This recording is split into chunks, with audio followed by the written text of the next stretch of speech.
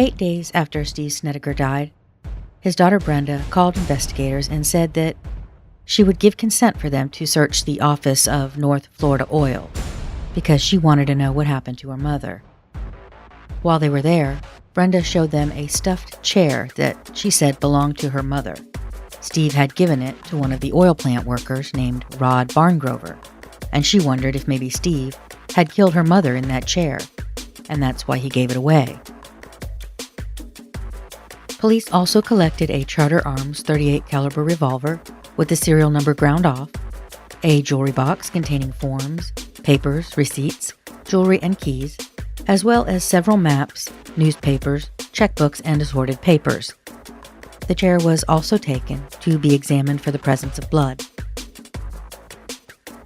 Later, Sergeant Morrison would return all of the items of value to Brenda, except the revolver, which had to be kept because of the serial number being ground off. And the chair was tested, but there was no indication for the presence of blood. At the end of January, the Assistant Florida State Attorney prepared a letter for Lynn Wagner to present to Wanda Bowling, Steve's girlfriend / alleged new wife. Please consider this letter as a written guarantee from this office that should Wanda Bowling cooperate fully with your investigation into the disappearance and probable death of Gertrude Snedegar, no criminal prosecution will be brought against Miss Bowling for any crimes uncovered during said investigation. Please convey to Miss Bowling that this agreement is contingent upon her providing you with completely honest and candid statements as to all she knows about the above subject matter. This exact same letter was prepared and sent to Steve's oldest son, Joe. Police had reason to believe that both individuals had information that would be valuable to their investigation into the disappearance of Trudy Snedegar. In the ensuing months, more interviews were done and further information filtered in. Brenda relayed details from a three-way call that she and her brothers had regarding one of the boys asking Wanda if she knew where his mother's gun was. According to him, Wanda said she had it, but she would not give it to anyone until, quote, the matter was over. Although I'm not quite sure what the matter referred to, perhaps Steve's estate. Brenda said one of her brothers told her that right after Steve passed away, Wanda came home and took a bunch of papers outside and burned them in the backyard. Investigators also spoke again with Steve's sister, Mary Jones. During the conversation, Mary said that while she was visiting Steve at the hospital the day before he passed away, he was talking about a gravel road about 5 miles from Astor. He mentioned construction equipment and something about blowing up a tree with some explosives. Mary Jones said that she feels Steve was trying to tell her that Trudy was buried at a construction site off of a gravel road in the forest. Interestingly, after that, Mary got a few phone calls that directly related to that information about the gravel road. The first one came from a male caller asking if she had friends on the police department in Florida. Then they asked, very specifically, if the police would trade an oil truck which had been seized in Marion County for information about where Trudy's body was buried. What family do we know has oil trucks? I wonder. Mary said that she received the first call on April 4th at about 5 in the evening, and then the same person called again around 11:10 that night, and he told her that Trudy's body was off a gravel road 5 miles from Astor, and that Trudy may be in that car. The caller further alleged that Steve had a guy from New York dig a hole and bury her with a bulldozer. A tree was then allegedly blown up using a remote control switch to fall over the burial site. The caller told Mary that she was not to share this with police unless they were willing to trade that truck for information, and then he hung up and said he would call back the next night. When he called back, the first thing he said when Mary picked up the phone was, "Did they release the truck?" Mary told the caller that before they would make any deals, they wanted to talk to him, and he said he didn't want to talk to police. Mary told him with the little bit of details that he had given, police would be searching for years, and then the caller asked, How many gravel roads are down here? Mary Jones told the investigators that because the caller had said down here, and because of his interest in the oil truck, she believed that the caller was someone in Brenda's family. The investigation again petered out. The Snedegar boys would not cooperate, and investigators could not pinpoint any gravel roads with enough specificity to do a search, even if they had taken that lead seriously, which I'm not sure they did. It wouldn't be until 1994, when more information developed, that the case slowly chugged back to life, like a car that hasn't been started in decades. Investigators from Florida left for Indiana in February of 94 and met with John Munden and the Indiana State Police detective. Together, they decided to try to take a run at Wanda Bowling first. She was living under the name Snedegar, and she worked at a nursing home. So the cops rolled up on her unannounced, and they asked to speak with her. They said that she didn't appear nervous, but she clearly wasn't crazy about being approached at work with no warning. Wanda said she was uneasy about having the meeting at work because it could cause her problems. And she also said that she was feeling sad because it was around this time of year that Steve had died, and the memories were lingering. Investigators asked her a number of questions, and they said that she appeared to answer them easily and honestly, but most of them she claimed no knowledge of. Most interesting was that she denied destroying any of Steve's papers, along with Bill Reagan, the night Steve died at the Halifax Hospital in Daytona, as Mary Jones, Steve's sister, had claimed. Wanda told them that Steve Snedegar played word and head games with everyone. She felt that no single person would know any group of details if Steve didn't want them to know. He gave out information in twos and threes to different people just to confuse the issue. Small details would be changed so that the correct story could never be substantiated. The contract of immunity was presented to Wanda, and she couldn't have cared less. All she wanted was the good memories of Steve. Her problems, she said, were with his grown children, because they were greedy. And I've got to chuckle a little bit at the idea of a chick who had shacked up with a known criminal months after his wife went missing under suspicious circumstances, going on about anyone else's greed. I'm guessing that Wanda wasn't with Steve Snedegar for his delightful temperament and strong moral convictions. After about 15 minutes of talking to her, it was clear that Wanda was not interested in continuing. She wanted to get back to work. When she was asked if there was anything else that she would add, Wanda said she was now involved with her church and her Christian friends, and she just wanted to get on with her new life. Her only parting request was that the police not tell anyone in the Snedegar family where she was. So they gathered their paperwork and took their leave. They met back at John Munden's house in Greenfield to review the interview, and then the group decided together that they would next try Joe Snedegar. The investigators had decided that due to the Snedegar's attitude concerning law enforcement and their general family paranoia, they would not try to record the interview. Joe was also interviewed without advanced notice, and while he did not appear upset, he did say he would have liked to have been forewarned. They spoke with him for about 3.5 hours. Joe was presented the contract of immunity as well, and his attitude seemed to be that he thought it was bogus. Wagner asked Joe if he had ever seen the .25 caliber automatic handgun owned by his mother. At first he replied never, but later in the interview he said, yes, it was chrome with pearl handles. Police told Joe that his mother always claimed the gun was a .22, but Joe was positive that it was a .25 caliber. Wagner asked Joe if he knew why he was registered with the FAA as a pilot and not his father, and why Steve's plane was registered in Joe's name. Joe laughed and said he had no idea. Wagner asked Joe if he ever heard from any family members any stories about a black male named Oliver who lived in Georgia being a boyfriend of his mother. He said his dad mentioned that name but no other details. Wagner said that he had heard he and his brother saw nude pictures of their mother and 2 black males. Is that true? Wagner asked. Never saw any pictures, Joe replied.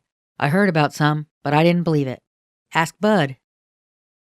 Wagner told Joe that Trudy's brother had said Steve could fly in and out of Cuba and that Steve knew Castro. Joe claimed to have never heard that, but he also said that Steve went a lot of places that he never told anyone. I should note that in the mid-'80s, Steve asked John Munden if he had ever met his in-laws after he had married Nieves. Steve told John that he would be happy to fly him to Cuba any time.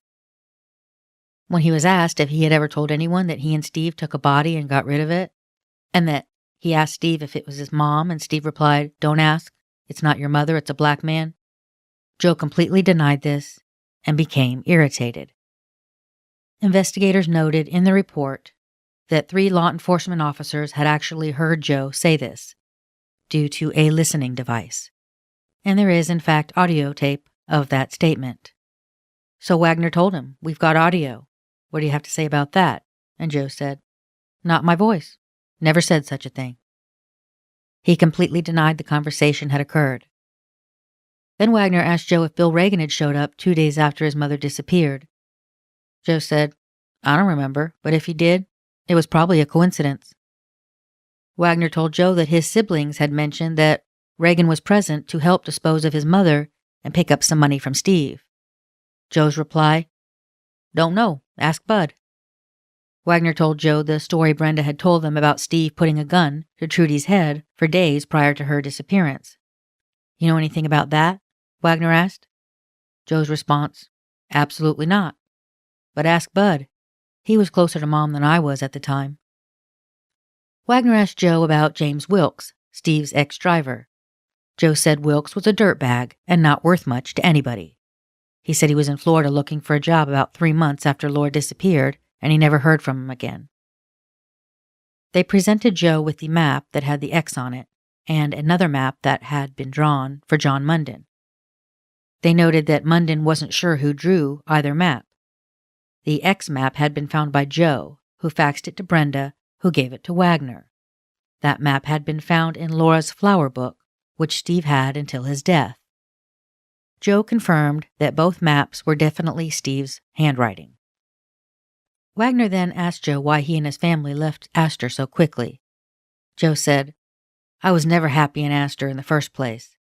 I felt Steve had killed my mom, and he knew it. When he made threats to me and my family, I knew he'd do it, so we left." Numerous times in the interview, Joe said that he wished his dad had died, so everyone else would still be alive. Then Wagner asked Joe if he thought Steve had told the truth about leaving him information about Trudy's death and some of his other crimes to be read after he had died. Joe's response, "Steve never told anyone the truth about anything, period." The investigators had barely left Joe's interview when he called John Munden and said that he thought the contract of immunity was bullshit and that Wagner had really been there to arrest him. Munden tried to explain the situation to Joe, but he didn't think that he believed him. Brenda had also called Munden from Astor, and she was upset because Joe had called her and accused her of saying too much. Brenda made it very clear that now she was also pissed at Wagner.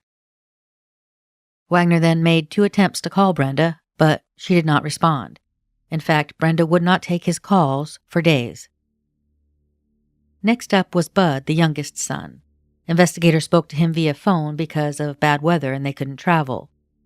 After some preliminary talk, Wagner asked Bud if he'd ever told anyone that he had seen nude photos of his mother with 2 black men. Bud said everyone had heard that story, but he never told anyone he'd seen pictures because he hadn't. As far as he was concerned, his father made that story up. Wagner asked Bud if he had ever told anyone that Bill Reagan had come to Astor to dispose of Trudy. Wagner shared that this information had come from his sister Brenda. Bud said that was a complete lie.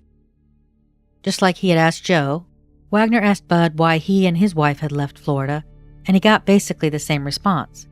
They were afraid of his father. Wagner asked Bud if he knew what Wanda had ended up with as far as money after Steve died. Bud said that just prior to Steve's death, he and Joe were sent to North Florida Oil in Astor to get, from what he was told, $80,000 from the trunk of Steve's Mercedes. When they arrived, it was gone. He believed that Wanda had taken that money, but he didn't have any proof. A week or 2 before Trudy disappeared, Bud was at the fence in his backyard that separated their houses, and Trudy told him that every night Steve had been putting a gun to her head. She said, "I know he's going to kill me. I just don't know when." She didn't elaborate on why Steve was doing this, and this part sort of puzzles me because if my mom said that to me, I'd be like, "Mom, what the hell? Why is Dad pointing a gun at your head?" I mean, I get that in Snedegar land, violence and intimidation is par for the course, but the lack of curiosity here is astounding. Unless Bud already knew why Steve was doing it, or maybe he thought he did. Wagner asked Bud if he knew who had left the hospital prior to Steve's death and had gone back to Astor in what Brenda described as a quick trip. Bud said yeah, he and Wanda had done this, because he had been told that all of Steve's $100,000 CDs were to be his, so he and Wanda had gone to the trailer, got the CDs, and then went back to Halifax Hospital. Wagner asked Bud if he had told Brenda that he saw burn marks on the sidewalk behind Steve's trailer, where papers may have been burned. Bud said Mary had told him that papers had been burned, but he never looked for any or saw any marks. Then he was asked if he had ever told Brenda and Danny that he was present when Steve and Buck Estes buried 1 or 2 bodies and then poured concrete over them as an extension of Steve's carport on Keith Street in Astor, next door to Bud. His reply was swift. "Danny is a total liar, and so is Brenda if they said such a thing." He said he had never even heard of that story before. Wagner asked him about the 3-way phone conversation with his brother and sister about Wanda and that gun, saying that she wouldn't return it, and Bud said, "Yeah, I remember that, but they were talking about a .38 caliber revolver, not a .25 caliber automatic." Investigators did note that there had been that .38 caliber revolver with no serial number that had been seized from the office. When he was asked why Joe seemed to hate his father, Bud told Wagner that he had been severely abused by their father for many years, on a regular basis. He said that Trudy had also been abused by Steve from almost the day that they had met. He said he had personally seen evidence of this many times over the years. According to Bud, Steve was also an expert at mental abuse, and he used it on pretty much everyone. The party line in the family was that family came first and all others were the enemy, to the point of mass paranoia. After speaking with Bud, the police had to circle back to Wanda again, but this time they called her on the phone. And again, she was irritated that the case was even being discussed. Wagner told Wanda that he had heard the night Steve died, a suitcase or briefcase was removed from his room and taken to a car. He asked if she was aware of this. Wanda said that he had suffered a violent seizure and he was transported to Halifax. She packed a small suitcase with things for both of them, in case she had to stay over. She said there were no personal papers or documents inside that suitcase. Then he asked her about the money in the trunk of the Mercedes, and Wanda claimed to have no knowledge of any money in the trunk. She did confirm that quick trip to Astor to get those CDs for Bud, and when she was asked about the conversation regarding the gun, she said she didn't remember Bud asking for a gun, but there was a .38 caliber handgun that may have been at Steve's business in the private office. She hadn't seen it for the last months of Steve's life, but Steve had told her that one day someone had broken into the office and taken some items, including guns. Investigators noted that Joe had told Wagner during his interview that he had broken into Steve's office in the past out of curiosity, but he didn't find anything except some guns and papers. Wanda told them that after Steve died, Brenda and Danny had come into her home by force and rummaged through the house. "I don't know what they walked off with," Wanda said. What actually happened was that legally, through the Lake County court system, Brenda had Wanda evicted from that home with nothing, because Wanda was never able to prove that she had even been married to Steve. The report had even called this incident, quote, "a very bitter battle and intense action." I will add that every family member that I spoke with told me that they believed Wanda had run off with that cash from the trunk. But again, when you're talking about Snedegars, who knows if that money existed and where it ended up. One of the last major occurrences in this case happened in the last week of April 1994, which was spent excavating a portion of yard at the 12 Keith Street residence due to that story about bodies possibly being buried there. There was an area of interest rumored to be under a patio slab that was poured in late 82 or 83. I am not clear on the source of this story about the bodies being buried there, but ground-penetrating radar was used. About half the slab that Steve put in was cut out, broken up and removed, and 2 cadaver dogs were used on different days. In the end, they came up with nothing. The final page of the report regarding this dig reads as follows. It is the opinion of all involved that enough has been done to lay to rest rumors throughout the Snedegar family of bodies under this particular slab. About 6 months later, in October of 94, based on new evidence that wasn't really so new, but had finally made its way to police, Laura Morris's body was exhumed. Police were interested in a note that they learned had been placed into the coffin into a small box. Unfortunately, having dug up her final resting place, police didn't learn much from the note, as it had succumbed to the elements and only some of the words on the page were legible. Certainly not enough to put together anything of value, other than Laura's mother had, indeed, asked a family friend to put a note that she had written to her daughter into the coffin with her. The dig at the Astor House and Laura's exhumation seemed to be the last ragged gasps of both investigations. Both Laura and Trudy's deaths would go unsolved, and many questions would be left unanswered. When I got the Lake County Sheriff's Department's reports on Trudy's case, which included some of the Indiana investigation files and notes, one of the last entries stood out. It's dated July 11, 2013, and it consists of emails exchanged between 2 Lake County Sheriff's Office employees doing validations. These are basically checks they do regularly to see if there are any case updates or developments, or if anything needs to be added to the system. One email reads, "Good morning. It's that time of the month again. You guessed it, validations. Just wondering if you've heard from Trudy Romans, aka Gertrude Mary Snedegar, lately? I'm guessing not, but I still have to ask. Hope you enjoy your day." The reply reads as follows. "You got it. She's still among the missing. I just wish that when her husband called Lynn Wagner down to Tampa when Steve was on his deathbed, he would have told them where Trudy was. Lynn Wagner went down there, and Steve said, 'Ha, thought I'd tell you where she is, didn't ya? Well, guess what, fat boy? I ain't tellin'.' I know when Lynn died, he punched Steve out." That last line got a smile out of me.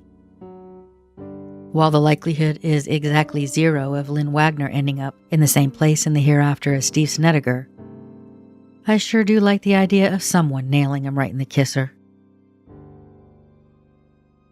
Stay tuned.